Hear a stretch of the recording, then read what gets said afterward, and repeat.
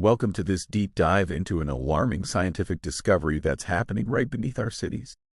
Across the globe, the very facilities designed to protect our health, wastewater treatment plants, are inadvertently becoming evolutionary laboratories for one of modern medicine's greatest threats, antimicrobial-resistant superbugs.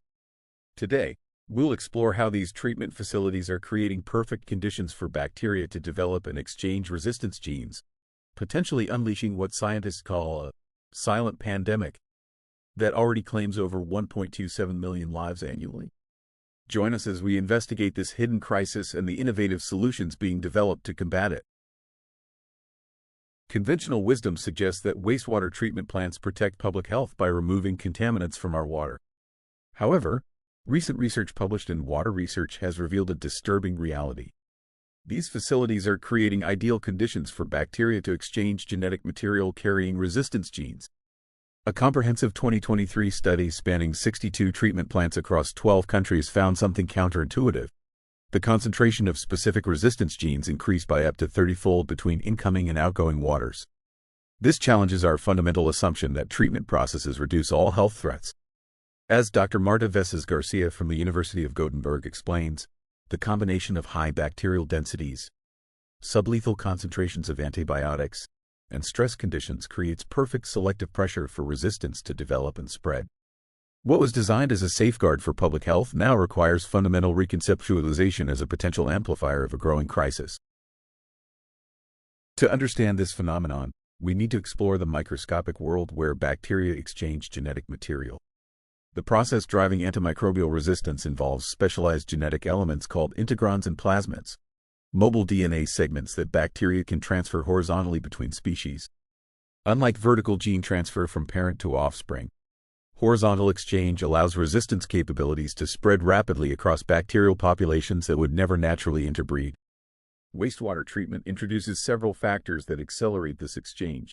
The activated sludge process, used in approximately 80% of municipal treatment facilities worldwide, creates dense bacterial communities where cells are in close proximity. Simultaneously, chlorination and other disinfection methods create oxidative stress that triggers bacterial SOS responses, during which cells become more receptive to foreign genetic material. Researchers from Zurich have identified a previously unknown mechanism activated specifically under conditions found in treatment plants. This mechanism, termed stress-induced conjugative transfer, or SICT, increases plasmid exchange rates by up to 300-fold compared to laboratory conditions. The microbial dynamics within treatment systems create what researchers now call resistome hotspots, environments where the typical barriers to genetic exchange break down. Dr. Alejandro Sanchez of the Barcelona Institute for Global Health notes, "We've documented transfer events between bacterial phyla that were previously thought incapable of exchanging genetic material. The conventional taxonomic boundaries don't apply under these conditions." Further complicating matters, recent metagenomic analyses have revealed that treatment processes preferentially eliminate antibiotic-sensitive bacteria while allowing resistant strains to survive and multiply. A 2022 environmental science and technology study demonstrated that conventional activated sludge processes reduced overall bacterial counts by 99.9%, but resistant populations experienced only a 90% reduction. This effectively increases their proportion in the microbial community by a factor of 100. What we're witnessing is artificial selection in action. Our treatment processes are inadvertently selecting for resistance, creating bacterial communities dominated by organisms that can withstand both antibiotics and our treatment methods. The implications of this phenomenon extend far beyond the treatment plants themselves. A monitoring project initiated in January 2023 by the World Health Organization's AMR Surveillance Expansion Initiative has detected treatment plant-specific resistance patterns in environmental samples collected up to 200 kilometers downstream from facilities. Researchers in the Yangtze River Basin have documented the spread of NDM1 genes, which confer resistance to nearly all available antibiotics, from treatment plants into agricultural irrigation systems. This creates a potential pathway into our food supply. Similar patterns have been observed in the Thames River watershed and California's Central Valley. Dr. Rahila Siddiqui, a microbiologist at the International Water Management Institute, emphasizes that low and middle-income countries face particularly severe risks, as approximately 80% of their wastewater receives minimal or no treatment before discharge, yet still contains pharmaceutical residues that drive resistance. The geographic spread of resistance creates troubling feedback loops. A 2023 study in Nature Microbiology tracked specific resistance signatures from hospital wastewater through treatment facilities and into natural waterways, eventually detecting them in community-acquired infections in regions without direct hospital exposure. This transmission chain demonstrates how treatment plants can serve as amplification points in the broader ecological circulation of resistance genes. Climate change further compounds this growing problem. Increased flooding events in many regions lead to more frequent combined sewer overflows, releasing untreated wastewater directly into the environment. During heavy rainfall, many municipal systems cannot handle the volume, forcing the release of raw sewage into natural waterways. Simultaneously, drought conditions reduce the dilution capacity of receiving waters, effectively increasing the concentration of resistant organisms and the selective pressure they experience. This creates a dangerous scenario where climate extremes, both wet and dry, worsen antimicrobial resistance spread. During floods, resistance genes spread widely through environmental systems. During droughts, higher concentrations of antibiotics and resistant bacteria create stronger selective pressure. This climate resistance feedback loop represents yet another way in which our changing climate threatens public health in ways we're only beginning to understand. Recognizing this challenge, environmental engineers are developing targeted interventions. The most promising approaches combine physical, chemical, and biological strategies to disrupt the mechanisms of resistance transfer. Researchers at the Technical University of Denmark have developed a two-phase treatment system that first isolates and concentrates bacterial communities before subjecting them to advanced oxidation processes that fragment DNA, preventing viable gene transfer. Pilot implementations in Copenhagen have demonstrated a 99.3% reduction in transferable resistance elements compared to conventional treatments. These advanced oxidation processes use combinations of ultraviolet light, ozone, and hydrogen peroxide to create highly reactive hydroxyl radicals that shatter DNA molecules, rendering resistance genes non-transferable. While conventional treatments focus on removing bacteria, these new approaches target the genetic material itself, preventing the spread of resistance even when some bacteria survive the treatment process. Another approach gaining traction involves engineered bacteriophages, viruses that specifically target bacteria. Scientists at the Guangdong Institute of Applied Microbiology have created phage cocktails that selectively attack bacteria carrying specific resistance genes, effectively removing them from the treatment stream without disrupting beneficial microbial communities.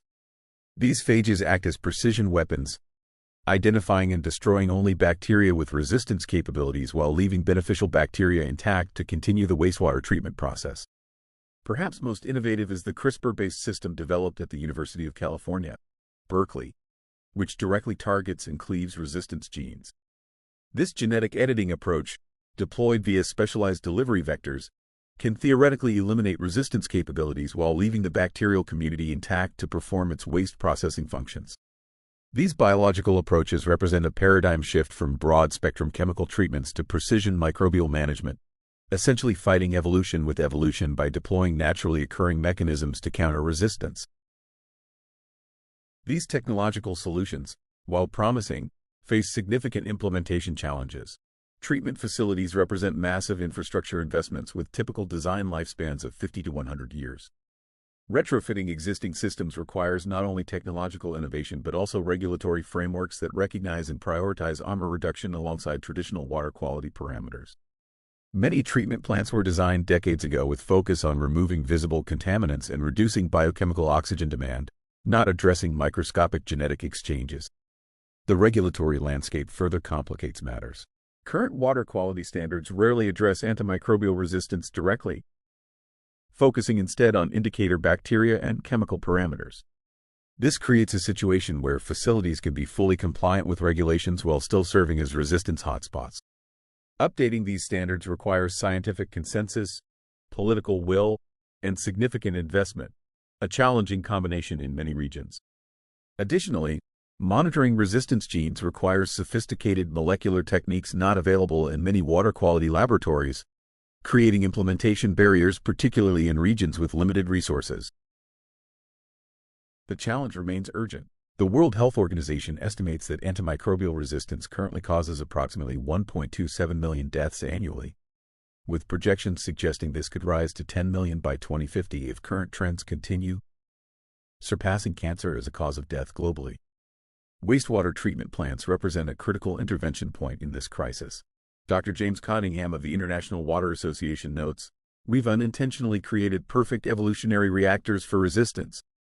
We must redesign these systems with microbial ecology in mind, not just chemical parameters." The economics of intervention are compelling. A 2023 analysis by the World Bank estimated that implementing AMR-focused treatment technologies globally would cost approximately $240 billion over 20 years, while the projected economic impact of unchecked antimicrobial resistance exceeds $100 trillion by 2050. This cost-benefit analysis makes a clear case for investment now to prevent catastrophic health and economic consequences later. When we consider both lives saved and economic benefits, addressing antimicrobial resistance through improved wastewater treatment represents one of the most cost-effective public health interventions available. The path forward must integrate technological innovation with policy reform. Several European nations have pioneered regulatory approaches specifically addressing AMR in wastewater. Switzerland's 2016 requirement for advanced treatment at facilities discharging into sensitive waters has become a model for other nations. The Netherlands has implemented AMR-specific monitoring requirements as of 2021, creating the first large-scale surveillance system specifically tracking resistance genes in wastewater. These policy innovations recognize that antimicrobial resistance requires a different regulatory approach than traditional pollutants. Unlike chemical contaminants that dilute over time and distance, resistance genes can multiply and spread, requiring prevention rather than dilution strategies.